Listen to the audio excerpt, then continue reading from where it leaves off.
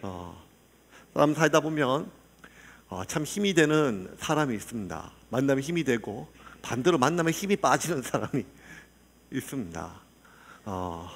어떤 일은 하면 할수록 또 재미가 나고 힘이 있지만 어떤 일은 힘만 빠지고 돈도 안 되고 재미도 없는 일이 있죠. 그럴 때 참 힘이 되는 사람이 있고 또 힘이 되는 음식이 있고 또 힘이 되는 그런 노래 하나가 있고 또 힘이 되는 그러한 놀이 하나가 있을 수가 있죠. 지난주에 갑자기 금요일날 장례가 나가지고 막 밤에 여주까지 갔다가 오니까 토요일날 새벽 4시 반 5시였어요. 밤에 꼬박 새고 조금 자다가 나와서 토요일날 주일 준비하고 또 주일 마치고 또 장례가 나서 목포까지 또 갔다 왔어요. 물론 저는 한 번도 운전을 안 하고 옆에 다른 친구들 했죠.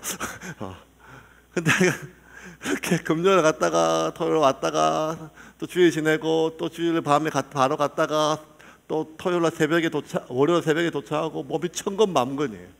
천근만근이고 피곤해 죽겠더라고. 죽겠가지고 여기 나도 죽겠다. 근데 그렇게 좀 화요일날 쉬고 또 이렇게 재충전하고 오늘 집회 마지막 집회 준비를 해야 되는데 또 화요일날 무슨 바람이 불었는지 낚시 갔어요. 낚시를 가가지고 안 되겠다, 못 살겠다, 바다를 좀 봐야겠다, 머리도 복잡하고 낚시를 하려고 바다에 가서 했더니만 이제 오후에 이제 피곤해서 오후에 갔더니만 이렇게 막 고기를 잡히고 막 또 손맛을 보고 막 바다를 보고 막 또 햇볕을 보고 막 그냥 쫙막 그 풀라고 갔더니만 고기가 안 잡히는 거예요. 고기가 안 잡히고 하도 오래간만에 갔더니 바다도 낯설고 뭐도 낯설고 그러다가 모처럼 한 마리 걸었는데 어떤 제 키 작은 친구 목사가 전화 받다 낚싯대도 부러지고 하여간 막 끝장이었어요 아주. 그러다가 이제 계속 피곤해 죽겠는데 계속 그 땡볕에 계속 바다에 이렇게 있다가 고기가 안 잡히니까 왜 이렇게 피곤한지 모르겠어요. 그래서 내가 어떤 마음이 드는 거야. 내가 미쳤다. 내가 이 짓을 왜 하냐 피곤한데. 내가 오늘 바다에 왜 나와가지고 돈 내고 와가지고 내가 이 짓을 왜 하나. 내가 다시는 내가 이 바다에 나오면 나는 박목사다 박목사 막 이렇게 하고 있는데 그때 고기가 탁 물어가지고 정신없이 막 이따만을 하나 가지고 막 올리고 고기를 막 얼굴을 보는 순간 세상을 다 얻은 것 같고 바로 이 맛에 내가 사는 거지 하고 그냥 내가 이거라도 없었으면 내가 뭐 이렇게 사람 마음이 이렇게 5분 사이에 방금 전까지 내가 미쳤지 다시 나오면 내가 성을 간다 이랬다가 이제는 그게 아니라 야 이게 없으면 내가 또 무슨 재미로 살까. 그 전까지 피곤하고 어깨가 무너지고 눈이 감기고 하다가 고기 한 마리 잡았다고 그 고기가 뭐라고 완전히 그냥 새 힘이 나가지고 펄펄 납니다. 우리가 살다 보면 어떨 땐 진짜 피곤할 때 바카스 한 병이 그렇고 또 바카스 한 병보다 바카스 한 병 지어주는 그 손이 그 사람의 마음이 참 귀할 때가 있지요. 또 뭐 참 힘들고 어려우면 뭐 밥심으로 술심으로 아니면 지갑에 있는 가족들 사진 한 장 보는 것만으로도 우리에게 참 힘이 되고 소망이 될 때가 있습니다.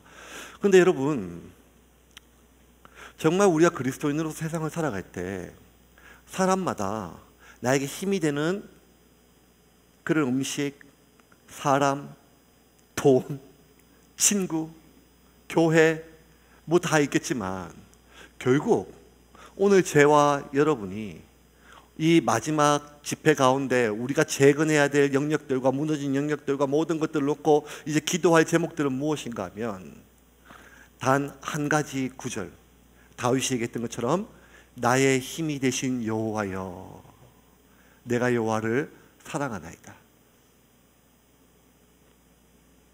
그 바카스 한 병만큼 그 한 끼의 밥만큼 그 피곤했을 때 그 한 시간의 단잠만큼 1,000원 한 장, 10원 한 장이 아쉬울 때 누군가가 건네준 그 봉투 안에 있는 몇만 원의 돈만큼 모든 사람들이 수군거리고 나이가 오해가 쌓이고 무슨 얘기가 도는지 이게 막 소문이 돌 때 그래도 난 널 믿는다고 하는 그 사람의 믿음 말 한마디만큼 나에게 힘이 되는 것처럼 우리에게 주어진 그 어떤 것보다 하나님이 이 세상을 지금도 운행하시고 이 모든 상황이 하나님의 손에 달려 있으며 그 하나님이 진정 그 무엇보다 나의 힘이 되심을, 나의 힘이심을 우리가 입술로 찬양으로 신앙으로 종교로 고백하는 것이 아니라 내 진심으로 삶으로 고백될 때 하나님이 우리의 무너진 모든 영역을 회복시킬 줄을 믿으시기를 주님 이름으로 축원합니다.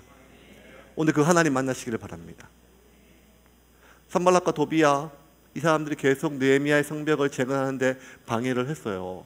우리가 계속 살펴봤다, 지난주에 발표봤던 그 기억, 느헤미야가 성벽을 재건한 뒤에 12년이 지난 어느 날 그 동족들이 고리 대금을 받고 높은 이자로 동족을 팔아먹고, 그것들이 느헤미야에게 알려주고 느헤미야가 그 모든 사람들을 모아서 징계를 주고 사람들 했던 모든 것들, 그건 이제 중간에 좀 느헤미야의 어떤 의도를 가지고 중간에 들어간 내용이고, 다시 6장에 들어오면 성벽 재건 공사가 계속 이어져요.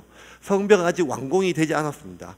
거의 52일 만에 성벽이 거의 다 무너진 것이 없이 다 연결이 되고 아직 성문의 문짝은 달지 않은 그 시기였습니다. 그때 성벽이 거의 완공된다는 이야기를 듣자 이 사마리아 이 방백 관리였던 산발락과 저 아라비아 사람 족장 게셈이 더 이상 성벽이 다 공사 끝나고 나면 저 유대인 민족들이 더 이상 자기 마음대로 흔들 수도 없고 또 능욕할 수도 없고 침탈할 수도 없으니까 마지막까지 여러 가지 박해 공작을 피는데, 지금까지는 성을 쳐들어온다, 사람들을 죽인다, 무너뜨린다 이런 거였는데 이제는 구체적으로 뭘 하는가 하면 공작을 세워서 아예 저 느헤미야 저거를 죽여버려야겠다, 이래 살해 계획을 세웁니다. 그래서 뭐라고 얘기하는가 하면 우리 한번 만나자. 마치 어제 오늘 남북 회담한 것처럼 우리 오늘 어떤 산촌 그 평지에서 우리 만나서 우리 회담을 좀 하자. 이렇게 끝날 게 아니고 우리 한번 만나자. 만나서 얘기를 하자. 그래서 회담 제의를 합니다. 우리 1, 2절 같이 한번 읽겠습니다. 1, 2절입니다. 시작. 산발락과 도비야와 아라비아 사람 게셈과 그 나머지 우리의 원수들이 내가 성벽을 건축하여 허물어진 틈을 남기지 아니하였다 함을 들었는데, 그때는 내가 아직 성문의 문짝을 달지 못한 때였더라.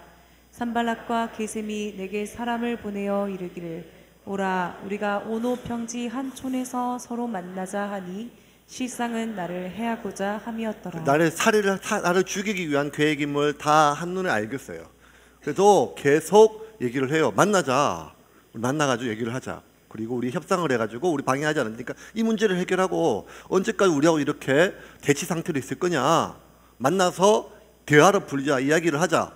느헤미야가 봤을 때 이거 분명히 계략이고 나를 죽이려고 하는 의도이기 때문에 안 갔어요. 그래서 바로 이 전문을 가지고 온 사람들에게 뭐라고 얘기했는가 하면, 야, 성벽 공사가 지금 한창 중인데, 지금 건축 중인데 내가 어떻게 자리를 비우냐, 갈 수가 없다, 그렇게 전하니까 아니다, 그래도 꼭 만나야 된다, 잠깐 와라, 한 10분이면 된다, 물론 10분이면 죽이겠죠, 잠깐은 빨리 와라, 한 번만 만나자. 계속해서 만나면 보내면 갈 수 없다, 거절하면 또 보내고, 또 만나자, 갈 수 없다, 바쁘다, 그러면 또 보내고, 이걸 4번이나 반복을 해요. 거기 3절 4절 말씀, 3절과 4절 같이 읽겠습니다. 시작. 내가 곧 그들에게 사자를 보내어 이르기를, 내가 이제 큰 역사를 하니 내려가지 못하겠노라. 어찌하여 역사를 중지하게 하고 너희에게로 내려가겠느냐 하매, 그들이 4번이나 이같이 내게 사람을 보내되 나는 꼭 같이 대답하였더니. 야, 4번이나 사람을 보내고 느헤미야도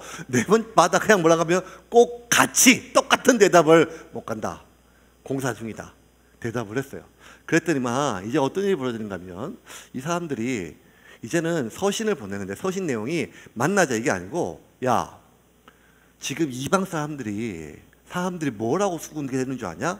사람들이 뭐라고 얘기하는가 하면, 네가 이렇게 네 재산 이런 거 다 그 바벨론 높은 자리 다 포기하고 여 와가지고 네 돈 써가면서 사람들 밥 먹여가고 월급도 받지 않고 이렇게 공사하는 거 다 네가 성벽을 다 공사를 끝내고 네가 이스라엘의 유대 왕이 돼가지고, 안 그래도 지금 사람들이 페르시아 아닥사스다 왕한테 보내고 세금 내고 그냥 힘든데 그 모든 민심들을 얻어가지고 네가 왕이 되고 반역을 하려고 아니냐. 그리고 들리는 소문에 의하면 네가 지금 선지자들도 불러가지고 이미 네가 왕이 되었다고 선전하고 되는 모양인데, 이 소식 온 백성이 다 한다. 곧 저 페르시아 황제 아닥사스다 왕의 기회까지 들어갈 거다. 그럼 어쩔래? 너.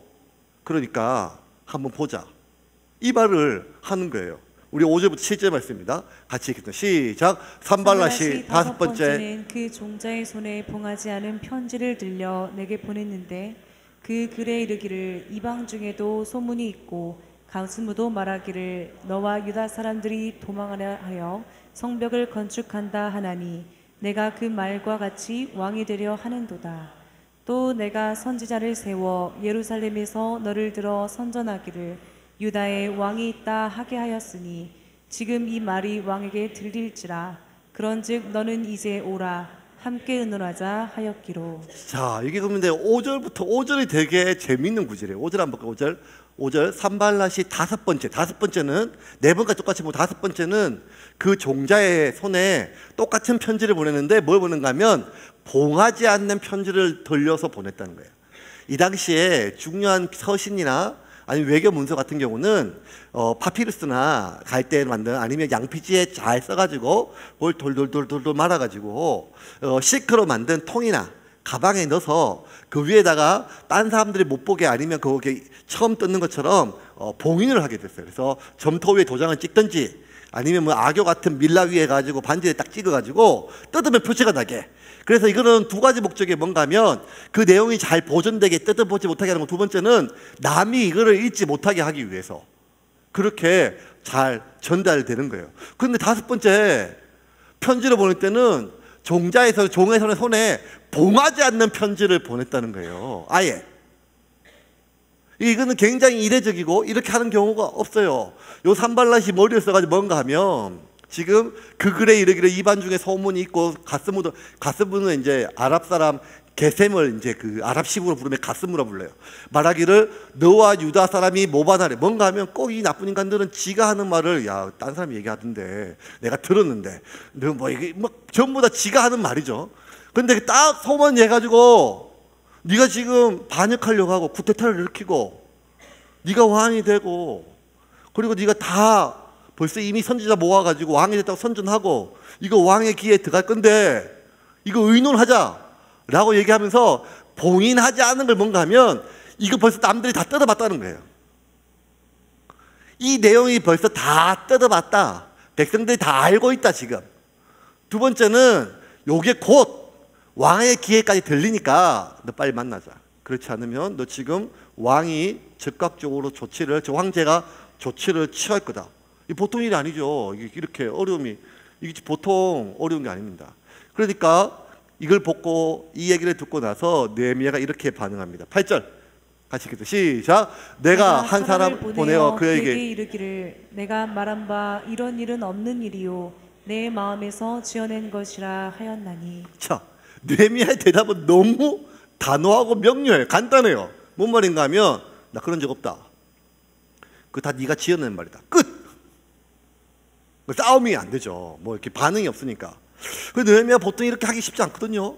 느헤미야가 이렇게까지 단호하고 명료하고 고민하지 않고 고민이 많았겠지만 이렇게 단호한 태도를 취할 수 있었던 몇 가지 이유가 첫 번째는 뭔가 하면 악한 의도를 가지고 있는 사람은요 내가 없어지거나 사라질 때까지 끝까지 공격을 할 거예요.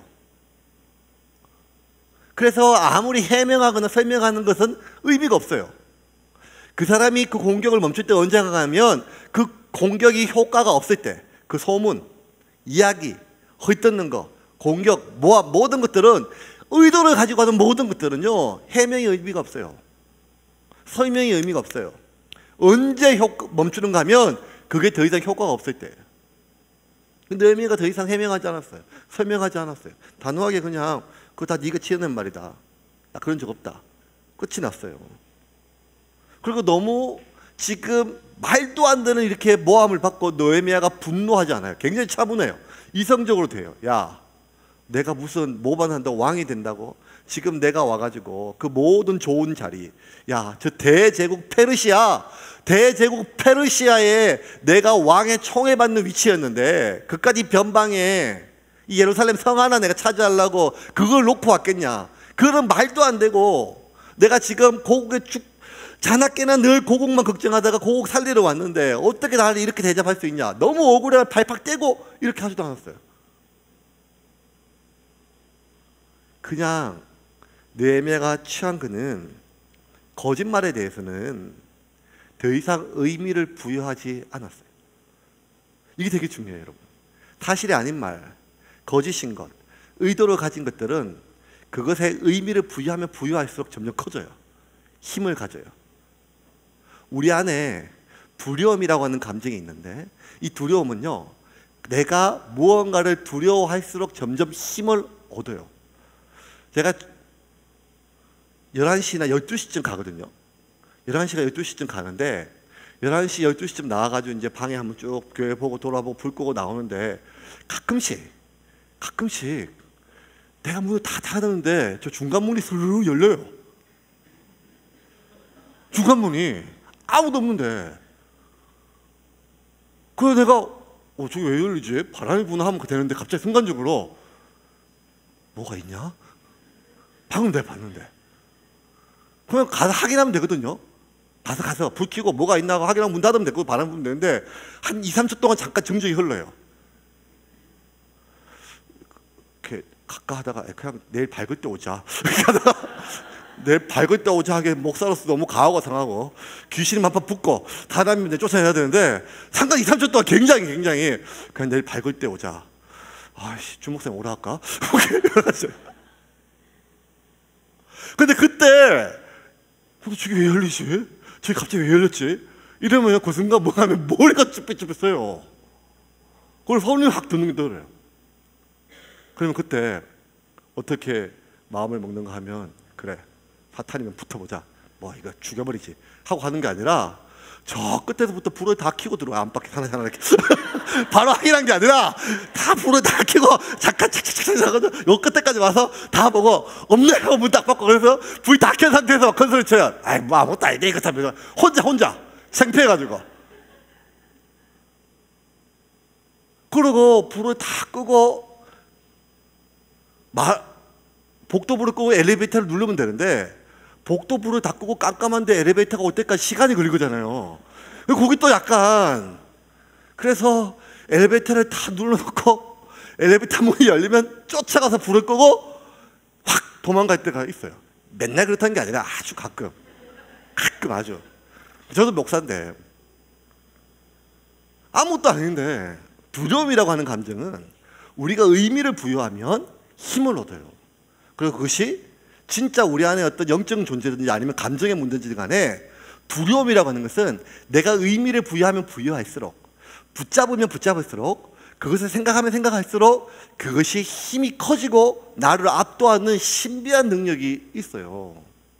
그 두려움의 감정처럼 우리 안에 어떤 삶의 수많은 거짓들은 그것이 내가 의미를 부여하면 부여할수록, 반응하면 반응할수록, 내가 분노하고 억울하면 억울할수록 점점 힘을 얻어요. 그리고 그것이 영향력을 행사하게 됩니다. 반대로 그걸 해결하는 건 단호해요. 무시하면 되는 거예요. 무시하면. 거짓인 경우 무시하면 더 이상 영향력이 없어져요. 왜냐하면 진실은 결국 밝혀질 거라고 믿음을 가지십시오. 신뢰는 내가 살아온 삶의 결과물이에요. 날 좀 제발 믿어줘 라고 하고 호소해서 얻어지는 게 아니라 신뢰는 내가 살았던 모든 삶의 결과물이에요. 무언가 어떤 누구와의 사이 속에서 오해가 생긴다면 그것은 해명하거나 설명이 부족해서 오해가 생긴, 모든 오해는 이해가 부족해 생기는 것이 아니라 신뢰를 잃어버릴 때 오해가 생기는 거예요. 그래서 이미 잃어버린 신뢰 속에서 내가 아무리 설명한들 그거는 변명밖에 들리지가 않기 때문에 그것에 대해서 의미를 부여하지 않고, 내가 어떻게 살아온지를 아는 사람은 나를 알 것이고, 지금까지 나의 삶을 알 것이고, 내가 누군지를 잘 모르는 사람은 내가 앞으로 살아갈 삶을 통해서 나를 알 것이기 때문에 우리는 지금 당장의 모든 설명과 해명과 억울함의 노력을 내려놓고 그것이 거짓일 경우에 그냥 무시하는 것이 훨씬 더 효과적이에요. 느헤미야는 그렇게 했어요. 설명하지 않고 억울해서 해명하지 않고 풀지 않고 그냥 의미를 부여하지 않았어요. 근데 여기까지 괜찮았어요. 근데 문제는 뭔가 하면 백성들이 어떻게 생각할까? 사람들이 몇 놈이 벌써 이걸 읽었지? 이 거짓 문서를 읽었지? 누가 봤지? 누구의 귀에 들어갔지? 얼마나 많이 퍼졌지? 어디까지 갔지? 이게 고민한 게 이까지 생각이 더 이상 안 됐어요. 누가 지금 걱정이 되는가 하면 느헤미야가 지금 보는 건 정치적 감각으로 봤을 때 이 소식이 결국 페르시아 황제의 아닥사스다 왕까지 간다면 이건 완전히 게임이 다른 의미란 말이에요. 왜냐하면 지금 느헤미야가 이 고국으로 돌아와서 성벽을 재건하는 것도 자기 황제 아닥사스다 왕의 재가가 있어서 왔거든요. 그런데 만약 자기가 이렇게 성벽을 재건하고 모든 백성들이 그런 소문을 믿고 이 소식이 결국 왕의 황제 귀에까지 들어간다면 물론 황제 지금 신뢰를 받아서 여기까지 왔음에도 불구하고 황제란 자리가 권력의 중심에 있는 자리가 어떤 자리예요, 여러분?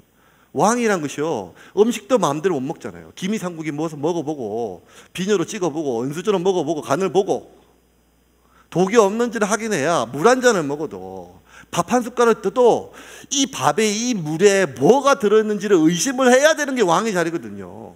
잠자라는 것도 그래요. 오늘은 이 방에 잘지 저 방에 잘지 이 집에 잘지 어디에 갈지 뭘 하더라도 꼭 저 미국의 대통령이 차를 타도 꼭 차는 2대가 가가지고 어느 차에 대통령이 탄지 모르고 그런 것처럼 뭘 먹어도 뭘 입어도 뭘 자도 누구 하나 믿을 수 없는 것이 왕이고 의심하고 확인해야 되는 게 아니겠습니까? 심지어 역사를 살펴보면 왕의 자리가 되면 가장 위험한 반역가 누군가 하면 형제였어요. 삼촌이었어요. 가족이었어요. 그래서 왕의 대가 지속되려면 형제를 죽여야 되고 의심해야 되고 가족을 심지어 처가를 장인을 처남을 그 모든 것들이 수천 년 동안 동서고금을 막론하고 항상 왕의 자리는 이 반역에 대한 불안감과 염려가 사람에 대해서 믿지 못하고 의심하는 것이 그의 삶의 모든 방편이었는데 지금 아닥사스다 왕이 그 황제가 자기를 믿고 신뢰했지만 그럼에도 불구하고 실제로 이 반역을 일으킨다고 하는 구체적 소문들이 여러 사람들에게 대중에 의해서 왕한까지 전달되면 이거는 보통 문제가 아니에요. 특별히 지금 느헤미야가 모든 관심은 자기가 왕의 신뢰를 잃는 게 아니라 까딱하다가 이 성벽 재건 공사를 중지할 수도 있다고 생각이 드니까 너무 불안한 거예요. 왜냐하면 이 아닥사스다 왕이 실제로 성벽을 중지한 사건이 있었어요. 아닥사스다 왕 제위 왕의 위에 오른 지 20년에 지금 귀환했는데 느헤미야가 그기 전에 한 10몇 년 전에 아닥사스다 왕 제위 7년에 그 에스라 시기에 에스라가 귀환해가지고 여러 가지 그것도 성벽 재건하는 공사 좀 있었었는데 그때도 사마리아에 이 방백 중에 방해를 하는 사람들이 있었어. 그 이름이 르훔, 심세 뭐 이런 것들은 벌써 이름부터가 벌써 안 좋죠. 그러니까 이런 것들이 계속 방해를 했는데 계속 공사가 진행되니까 뭘 하는가 하면 왕한테 보고서를 써가지고 똑같아요. 지금 산발락과 똑같이 지금 이 에스라가 하는 많은 일들이 지금 자기들이 반역을 일으키고 지금 왕이 되려고 하니까 빨리 이 공사를 중지시키시오 라고 편지를 보냈더니 아닥사스다 왕이 그 편지를 읽고 실제로 그 공사를 중지를 시켰어요. 10년이 넘도록. 왜냐하면 자기 재위 초기 왕의 임기에 왕의 자리에 오른 지 초기에 저 변방에 있는 애굽이 반란을 일으켜서 6년 동안 애를 먹은 적이 있었거든요. 그래서 저 유대인들도 보통 반골이 아니고 걸핏하면 쿠데타를 일으키는데 이것들이 또 쿠데타를 일으키는 소식을 듣고 그 모든 공사를 다 중지를 시켰어요. 그 편지를 읽고 공사를 중지시키는 모든 장면들을 그때 왕의 측근인 느헤미야가 왕궁에서 다 지켜봤어요. 그러니까 아닥사스다가 얼마나 기가 얇은지 안단 말이에요. 똑같은 사건이 지금 다시 재현되려고 해요.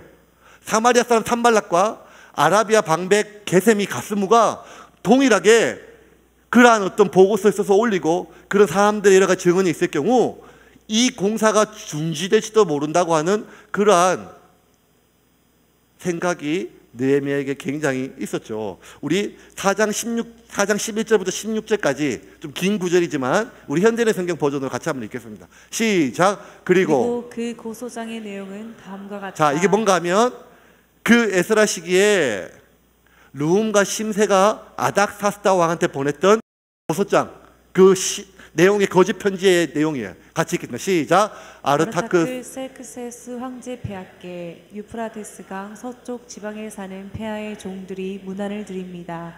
황제 폐하께서 아셔야 할 일이 있습니다. 바빌론에서 이곳으로 돌아온 유대인들이 악한 반역의 성 예루살렘을 재건하고 있는데 그들은 성벽을 다시 쌓고 그 토대를 수려하고 있습니다. 황제 폐하, 만일 이 성이 재건되고 성벽이 완성된다면 그들은 일체 세금을 바치지 않을 것이며 그렇게 되면 황제의 세입이 크게 줄어들 것입니다. 황제 폐하의 큰 은혜를 입고 있는 우리는 이런 불미스러운 일이 일어나는 것을 참아 볼 수가 없어서 이 사실을 황제 폐하께 알려드립니다. 그러므로 폐하의 조상들이 간직했던 역사적 기록을 한번 살펴보십시오. 그러면 폐하께서는 이 성이 옛날부터 항상 반역을 일삼고 황제들과 지방 장관들에게 얼마나 말썽을 많이 일으켰는지 아시게 될 것입니다. 이 성이 망하게 된 것도 바로 그런 이유 때문이었습니다. 우리가 황제 폐하께 미리 말씀드립니다만 만일 이 성이 재건되고 그 성벽이 완성되면 폐하께서는 유프라데스 강 서쪽 지방을 잃어버리게 될 것입니다. 이미 역사적으로 고대 근동 지역에서 이스라엘의 강골 기질이 대단했어요. 그래서 저게 아수르나 바벨론이 점령하면 그때는 조금 점령되는 것 같지만 또 금방 쿠데타를 일으키고 쿠데타를 일으키고 얼마나 쿠데타를 일으키는 반복해서 쿠데타를 일으키면 아수르가 BC 722년에 완전히 점령했을 때 너무 이것들이 그냥 지긋지긋해가지고 다 피를 섞어버렸어요. 다시는 아예 그 선민의식을 못하게 불태워 성을 뱉어고 그리고 바벨론도 남유다가 너무너무 강력하게 그냥 계속 반역을 일으키니까 오죽하면 마지막에 왕의 두 눈을 다 뽑아가지고 철사줄에 묶어서 데려갔겠어요. 그리고 수만 명을 다 끌고 왔어요. 특별히 엘리트들과 귀족 기관들. 다시는 이 민족이 독립을 못하게 하려고. 그 기록들이 다 남아있었어요. 아닥사스다 왕이 그 얘기를 듣고 다 찾아보니까 야, 이거 유대인들이 이것들은 보통 그냥 놔두면 안 되겠다. 그래서 그 말을 믿고 어떻게 했는가 하면 17절부터 23절에 우리 같이 다 읽겠습니다. 이렇게 칙령을 내렸습니다. 같이 읽겠습니다. 시작. 그러자 황제는 사령관 르훔과 서기관 심세와 그리고 사마리아와 그 밖에 유프라데스 강 서쪽 지방에 사는 그들의 동료들에게 이런 답장을 보냈다. 너희들이 평안하기를 바란다. 너희가 보낸 편지는 내가 명령을 내려 조사해 보았더니 이 성이 옛날부터 왕들에게 거역하여 반란을 일으키며 폭동을 일삼아온 것이 사실이었다. 나는 또 한때 예루살렘에 강력한 왕들이 나타나 유프라데스 강 서쪽의 전 지역을 장악하고 그들에게 조공과 그 밖에 여러 가지 세금을 걷어들인 사실도 알아내었다. 그러므로 너희는 내가 다시 명령할 때까지 이 사람들에게 작업을 중단시켜 그 성을 재건하지 못하게 하여라. 너희는 즉시 이 일을 처리하여 더 이상 나에게 피해가 없도록 하라. 그래서 16년 동안 그 공사가 중지가 되었어요. 그 중지를 시켰던 왕이 아닥사스다 왕이고 아닥사스다 왕이 지금 느헤미야를 총애하고 신뢰해서 다시 그 성벽을 재건하는 공사를 맡겼어요. 그런데 이제 동일한 그러한 편지가 이 산발락과 게셈을 통해서 도배를 통해서 아닥사스다 왕에게 가고 이제는 그렇게 편지만 보내는 것이 아니라 이 산발락이 수많은 이방 사람들에게 그러한 거짓된 루머로 거짓 뉴스, 가짜 뉴스로 팩트를 왜곡시켜가지고 여론을 형성해서 이제는 편지뿐만 아니라 그런 거짓된 가짜 뉴스를 통해서 모든 것들이 공사를 중지할 수밖에 없던 상황들을 만들려고 했어요. 이거는요, 지금까지 산발락과 도비하고 우리가 쳐들어간다, 다 무너뜨린다, 다 죽였다, 만나자, 뭐 이런 차원하고 완전히 다른 굉장히 고도의 전략적이고 효과적이고 현실적인 이야기였어요. 그리고 이거는 단순히 느헤미야가 자기의 목숨이나 자기 어떤 삶의 여러 가지 많은 불이익을 보는 정도가 아니라 자기의 생명보다 귀하게 여겼던 성벽 재건 공사를 중지시킬 수 있는 정확한 공격이었어요. 이거는 어려운 이야기였어요. 느헤미야가 고민을 해요. 어떡하지?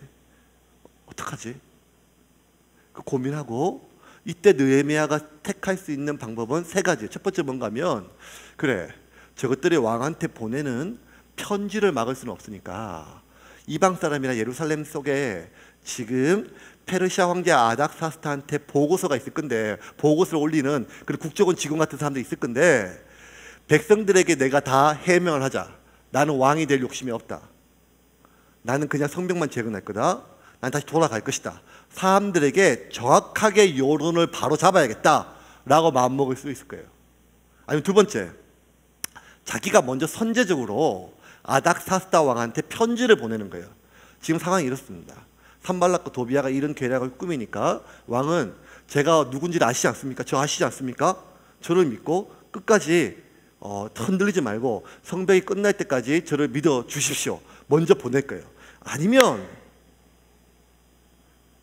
자기가 그냥 오히려 아닥사스다 왕한테 자신의 전 재산을 바치든지 공무를 바뀌어서 내가 얼마나 당신의 지금 당신의 사람인지를 보여주든지 여러 가지 있겠죠. 세 번째 일은 뭔가 하면, 안 되겠다, 이제는 내 산발락 도비아 만나야겠다. 게셈 사람, 이 아라비아 사람 게셈을 만나야겠다.談판을 쉬어야겠다.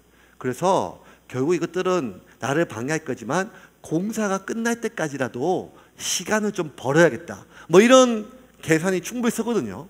그런데 느헤미야는 이걸 다 안 하고 뭐 했는가 하면 사람을 보내서 이렇게 얘기했어요. 아까 제가 것처럼 나는 그런 일을 한 적이 없다. 다 네가 지어낸 일이다.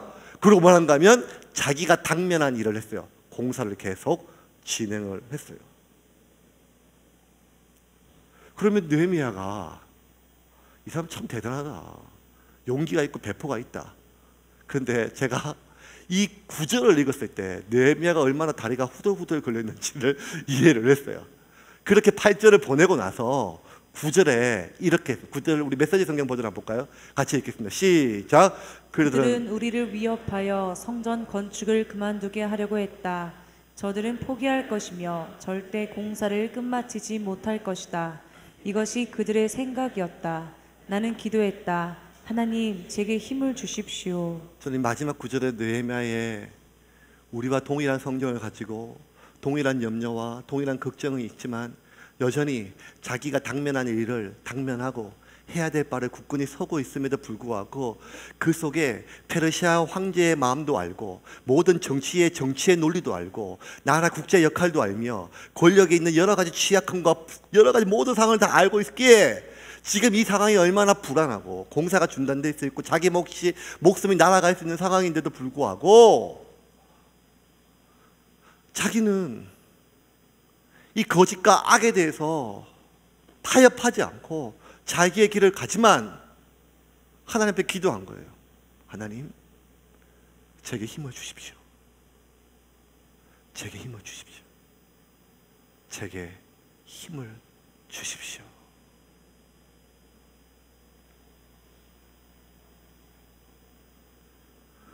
저의 진심이 드러나게 해주십시오라고 기도하지 않았어요. 아닥사스다 황제가 저를 끝까지 믿게 해달라고 기도하지 않았어요. 아닥사스다 황제가 저에 대해서 오해하게 해달라고 하지 않았어요. 내 삶의 모든 것들을 생명까지도 결정할 수 있는 사람의 마음, 그 마음을 잃을까봐 이것이 얼마나 큰 두려움인지 우리가 알죠.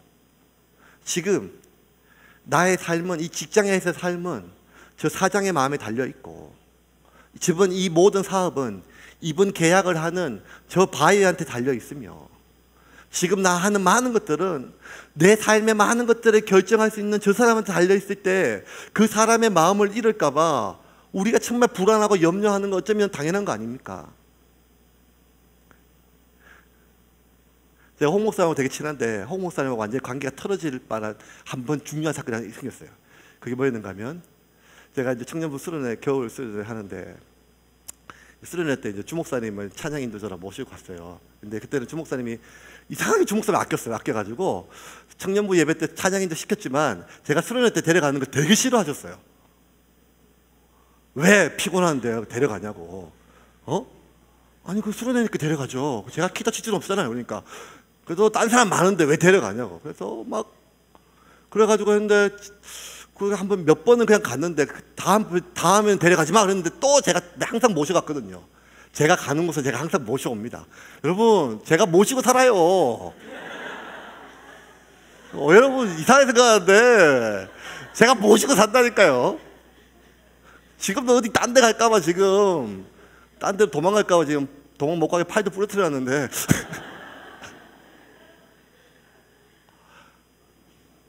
그래 이제 또 수련을 갔는데 벌써 수련을 갈 때 이제 벌써 데려가지 말라 그랬는데 이제 그냥 가니까 갔는데 소식 들은 거예요. 그래가지고 벌써 화가 나셔 카톡이 왔어요. 막 너 이 새끼들 말 안 들을래, 너 죽을래 막 그냥 막 욕하시거든요. 그래가지고 막 하니까 막 이렇게 제가 목사님 죄송합니다. 이번 한 번만 데려가겠습니다. 다음에는 꼭 제가 안 데려가겠습니다. 해놓고 또 옆에 그 동시간에 주목사님이 막 카톡이 왔어요. 목사님 어떡하죠? 담임 목사님 아시고 막 뭐라 하시는데요. 그 내가 걱정하지 마. 안 그래도 아까 죄송합니다. 이렇게 이랬었어요. 카톡에. 안 그래도 방금 카톡 와가지고 생지랄을 하더라. 전화 와가지고. 그렇게 안심을 시켰거든요. 근데 갑자기 주목사님 저한테 이렇게 얘기하는 거예요. 뭐 지랄? 너 죽을래? 그 카톡을 홍 목사한테 보낸 거예요.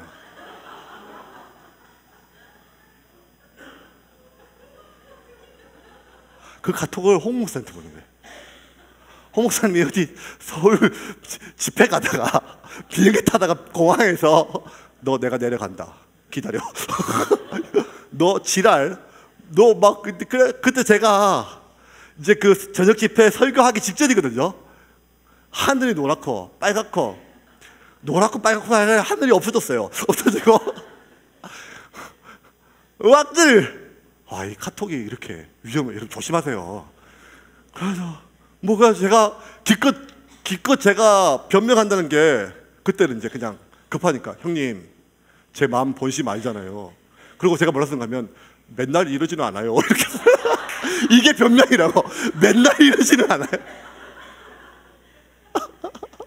맨날 이러지는 않아요. 이 말이 무슨 변명입니까? 제가 막 너무 급하니까 혀도 꼬이고 막 손도 꼬여가지고 막 이렇게. 그래서 제가 어떤 생각이 있는가 하면 이거는 뭐 끝났다. 이제 아무리 친하고 신뢰해도 이제 끝이다. 내 본심이 드러난대. 난 내 본심에는 지랄하는 인간이고 그러니까 그렇게 알 거고 다 알아놨으니까 이제 끝났다. 오늘 설교 마치고 난 보따리 싸서 다시 제주도로 가야겠다. 이렇게 마음을 먹고 그냥 아무렇지 못했는데 그냥 홍 목사님이 푸하하하 녀석 쫄기는 설교 잘해 하고 갔어요. 끝났어요. 그래서 제가 그때 죽을 때까지 충성하겠습니다 이렇게 마음 먹었어요. 왜냐하면 그 짧은 순간에 천국과 지옥을 경험했어요. 여러분 그냥 교회에 있는 담임 목사와 부목사 사이에도 내 위에 있는 사람의 마음을 잃는다는 것이 얼마나 힘들고 어렵겠어요. 살다 보면 시어머니, 사장, 친구, 선배, 심지어 성도, 수많은 사람들 사이에 오해와 신뢰가 교차되고 깨어지고 그것이 특별히 내 삶의 중요한 이익과 연관이 되어 있을 때 우리는 여러 가지 마음이 들지요. 그때 우리가 마음을 다잡고 이 모든 상황은 하나님의 손에 달려있다 라고 고백은 하지만 그걸 믿고 하나님께 기도하며 이 상황 안에서 버텨내기라는 것은 참 힘들고 어려운 일이죠.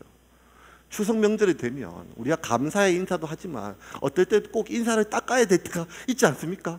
왜냐하면 당신에 대한 나의 마음이 변함이 없다는 걸 보여줘야 되니까요. 그 수많은 일들 속에서 내 삶은, 이 상황은 이 사람에게, 저 사람에게, 이 조직에, 이 관계에 달려 있는 것이 아니라 하나님의 손에 달려 있습니다. 그것을 믿고 하나님, 저는 제가 가야 될 길을 가겠습니다. 하지만 두렵습니다. 제게 힘을 주십시오. 라고 기도하기가 얼마나 어려운 것이, 하나님 말씀대로 살아보려고 몸부림치는 사람만이 알 수 있는 것이 아니겠습니까? 그냥 세상 흘러가는 대로 누구의 비위를 맞춰서 성진을 하고, 그냥 세상 흘러가는 대로 가라 영수증 쓰고 뭐 안 하고, 그렇게 해서 이 사업, 이 장사, 이 관계, 이 많은 것들 하기가 얼마나 어렵겠어요.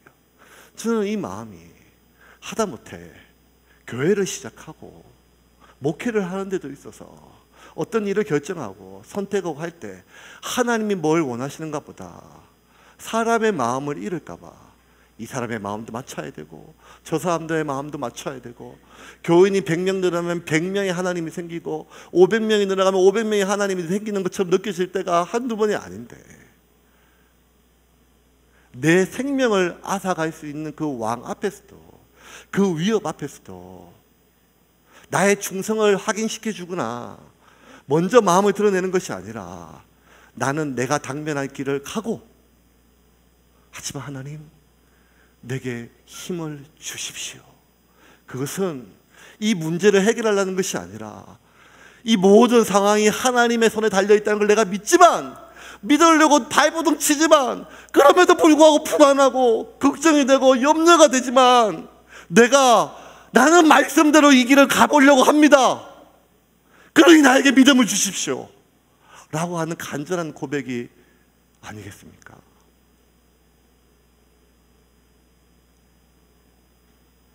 말씀을 좀 정리하겠습니다. 이 일이 있고 난 뒤에도 이 산발락과 도비아가 계속해서 이 느헤미야를 죽이려고 하는 계획이 계속되는데, 심지어 이 선지자 스마야를, 제사장 스마야를 돈으로 매수해서 성전으로 느헤미야를 초청해서 죽이려고 하는 계략을 세웁니다. 그리고 스마야가 그 산발랏의 돈에, 권력에 그 힘에 눌려서 그 느헤미야를 성전으로 초대를 하는데, 그건 역시 이겨냅니다. 마지막 12절 말씀 같이 보겠습니다. 12절 말씀입니다. 6장 12절 말씀 같이 제가 한번 읽어볼까요? 6장 12절 말씀 제가 읽겠습니다. 깨달은즉 그는 하나님께서 보내신 바가 아니라 도비야와 산발락에게 뇌물을 받고 내게 이런 예언을 함이라. 이 스마야는 누군가 하면 제사장이고 선지자였어요. 선지자가 하는 일은 뭔가 하면 하나님이 내게 말씀하는 것을 사람들에게 전하는 사람이에요. 누구보다 하나님께 가까워야 되고 누구보다 마음이 정결하고 거룩해야 하나님의 말씀과 예언을 받는 사람이에요. 성직자이고 제사장이고 선지자였는데도 불구하고 이 사람이 불신자가 아니에요. 이방신을 믿는 사람도 아니에요. 하나님을 뼛속까지 고백하는 사람인데도 불구하고 자신의 성전을 지키려면, 자신의 이 교회를 지키려면 저 산발랏의 이야기를 거절하기가 어렵다는 거예요. 저 도비야와 게셈의 말과 그리고 자기가 유지하려고 하는, 진행하려고 하는 이 일을 위해서는 저 산발랏과 도비야와 게셈이 제시하는 돈을 거절하기가 어렵다는 거예요.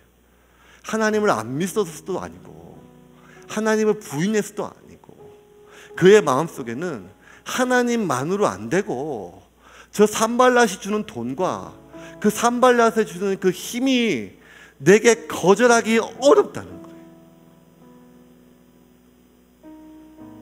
어쩌면 오늘 우리의 삶이 무너진 것은, 어쩌면 예루살렘이 무너진 것은 그들이 하나님을 버리고 바알로 갔기 때문도 아니고, 그들이 예배를 버리고 그들이 이방신에게, 우상에게 절한 것도 아니며, 그들이 온갖 제약으로 방탕한 삶을 살았도 아니었고, 그들의 삶이 무너지고 성벽이 무너지고 능력이 무너진 하나의 이유가 있다면, 이 상황은 하나님이 지켜보고 계시지만 지금 내 삶은 하나님이 지켜보고 계시지만 그 하나님만으로는 안 되고, 저 산발랏의 돈과 저 산발랏이 가지고 있는 힘을 무시하고는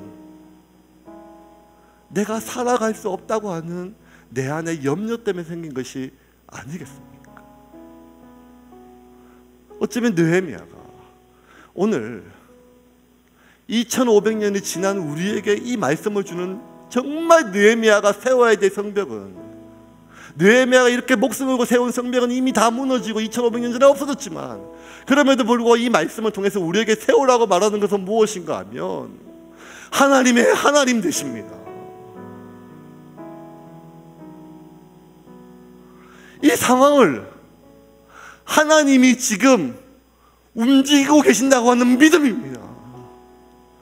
여전히 우리 앞에는 수많은 산발랏과 수많은 게셈 사람의 돈이 우리 앞에 있고, 내가 마음을 얻어야 될 백성과 내가 마음을 잃으면 안 되는 그런 아닥사스다가 내 옆에 많지만, 그럼에도 불구하고 나는 내가 당면할 길을 말씀대로 가고, 그 두려움을 안고 그 불안한 감을 끌어안고, 하나님 제게 힘을 주십시오,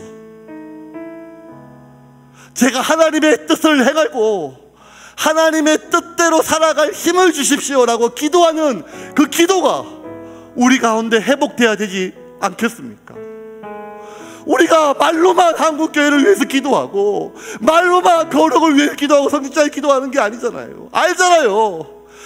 핍박 때문에 무너진 것도 아니고 이단 때문에 무너진 것도 아니고, 하나님과 겸하여 돈을, 하나님을 겸하여 권력을, 하나님을 통하여 그렇게 수많은 외적인 양적인 성취와 야망을 붙들고 있는 수많은 교육자들과 목사들과 교인들과 나 자신 때문에 하나님의 거룩한 이름이 개독이라는 이름으로 떨어진 것이 아니겠습니까? 그렇다면 우리가 이 밤에 부여잡고 기도해야 될 것은 나의 무너진 거룩도 있겠지요. 나의 무너진 경제도 있고 관계도 있고 여러 가지 많은 불안한 마음, 정말 내가 하나님 돈 걱정 없이 하나님의 일만 할 수 있도록 경제적 안정도 필요하겠지요. 하지만 그 모든 것보다 우리에게 필요한 것이 있다면, 하나님 제게 힘을 주십시오. 하나님이 이 세상의 주인이십니다. 하나님이 제 삶의 주인이십니다. 하나님이 이 모든 것의 주인이십니다. 하나님의 하나님 되심을 노래로 선포하는 것이 아니라 삶으로 선포해내는, 그렇게 무너진 영역을 재건하는 여러분이 되기를 주님의 이름으로 축원합시다. 4주 동안 여러분, 우리는 하나님의 말씀 느헤미야를 배웠고, 느헤미야는 6장에서 끝나지 않고 이제 계속 수요 예배 때 마지막까지 갈 것입니다. 하나님 주신 메시지를 잘 보세요. 하나님이 이 상황의 주인이심을 믿는 사람은 하나님께 기도하는 사람입니다. 하나님께 기도하는 사람입니다. 4주 동안 여러분 안에 기도가 회복되기를 주님의 이름으로 축원합니다.